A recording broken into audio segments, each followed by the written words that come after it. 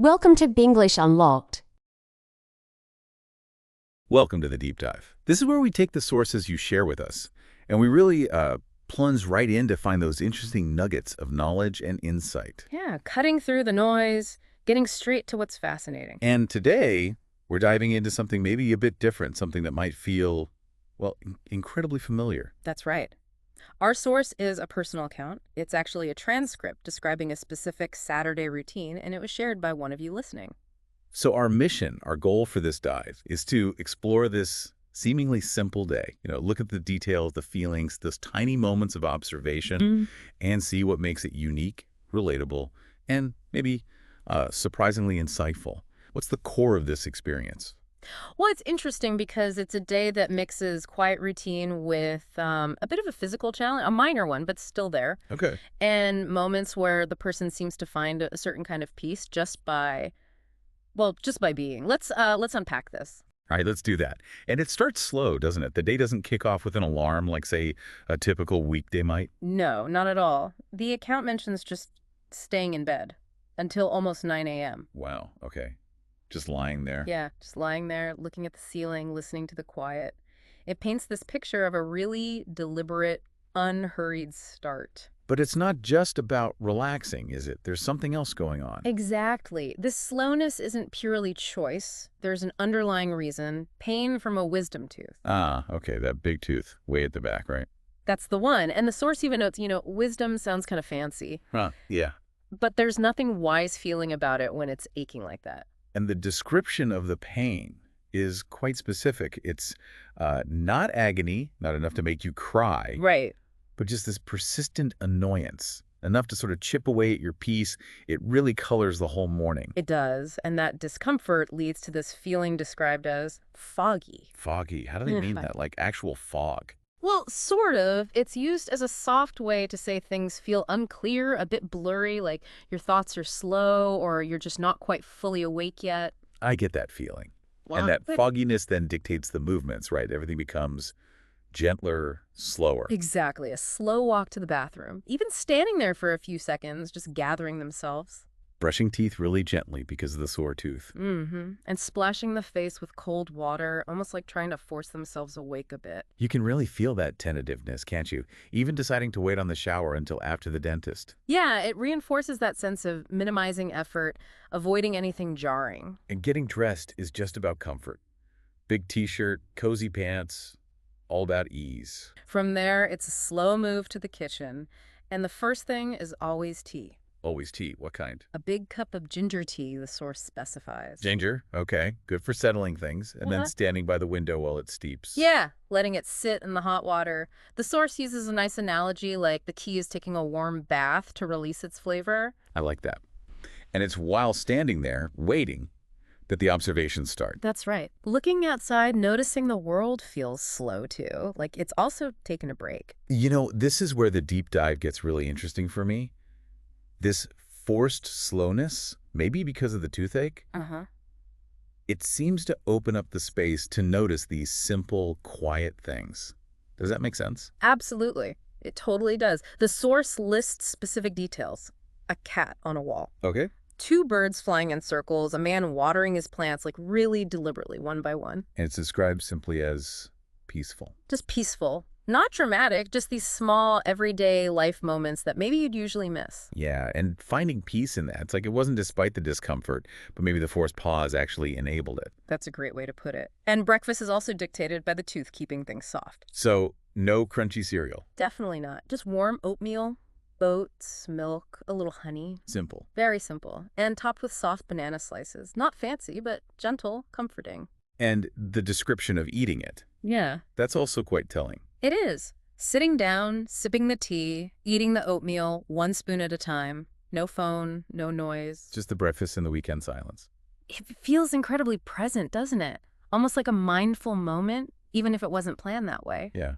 And then rinsing the bowl, refilling the tea, just sitting longer. No rush at all. Well, and the timing works out. The dentist appointment isn't until 11:30 a.m. And the clinic's only a 15-minute walk. Right. So leaving around 11:00 feels perfectly comfortable, keeps that gentle rhythm going. Getting ready to leave sounds simple, too. Small bag, hair up, shoes on. And the outfit. A loose hoodie and jeans. Again, comfort is key. And the weather is described as soft. Not too sunny, not too cold. The source says it felt on your side. I love that phrase. Yeah. Like even the outside world is cooperating with this easy feeling. Yeah. And the walk itself down the street includes passing a little grocery shop. Where they usually get fruit and vegetables. That's the one. And there's a little interaction there. Just a wave to the man who works there. Apparently, he always gives the ripest bananas. Oh, nice little detail. Another small, quiet connection. And the sidewalk itself is described as quiet. Just a few people. A distant dog bark. A breeze that felt like it had, quote, nowhere to be. It mirrors that internal pace, doesn't it? It really does. Then arrival at the clinic a bit early.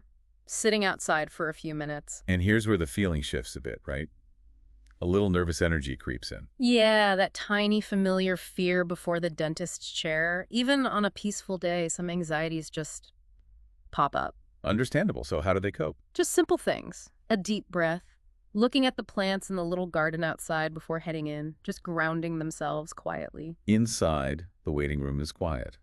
Maybe too quiet, the source says. You know that kind of quiet, sitting in one of those plastic chairs? Oh yeah, the slightly cold, not super comfortable kind. Exactly. Just looking around. An old magazine, a little fish tank. The source says, I wasn't reading, just existing. That line really stands out. Just existing captures that waiting state, that suspended moment. It really does. Then the nurse calls their name. Standing up slowly, another deep breath. Following her back. The chair is clean, lights are bright. The dentist gives a small smile, asks about the pain. And describing it as simple too, just nodding, mumbling, yeah, lower right side. The check sounds gentle, some tapping, asking if it hurts. Which it did, but not like scary hurt, just uncomfortable. Right, and then the diagnosis comes. Looks like the tooth is just pushing through, causing some inflammation. Inflammation, so basically swelling, soreness. Yeah, exactly. When a body part gets red, sore, puffy, like irritated gums in this case. Okay, but the outcome, that's the key moment here, isn't it? Absolutely. Nothing serious, no need for surgery, just rest, soft food, warm saltwater rinses. And the feeling after hearing that. Relief. Just pure relief. You know that specific feeling when something you were kind of bracing for? Yeah. Turns out to be not perfect, maybe, but definitely not scary. The weight just lifts. Wow. Oh, I know that feeling. It's huge. It is. And you can feel that shift described as they leave, stepping back outside. The sun feels warmer. A little warmer, yeah. Yeah. The breeze feels softer. The world outside hasn't actually changed, but the experience of it has. Because the internal state shifted so much. Exactly. So the walk home continues that slow pace. No rush now. Not at all. Stopping at the park, sitting on a bench. And again, more observations. But maybe with a lighter heart now. Seems like it. Uh-huh. Two kids chasing each other with paper airplanes, a woman talking to her dog like it's a small child. Yeah. Just small scenes of life unfolding. Just sitting there, sipping water, letting the quiet wrap around like a blanket. It feels like a conscious choice this time, soaking in the peace after the clinic. I think so too. Getting home, a quick shower, not too hot, just warm, feeling clean and soft. Washing off the day, maybe the clinical feeling too. Could be. And then settling in, putting on favorite old t-shirt. The one with tiny holes and memories. That's the one. Curling up on the couch with a blanket. Then another cup of tea, naturally. Of course. This time, chamomile. The source notes it's soft, calming, good for relaxing. Yeah, chamomile's great for that.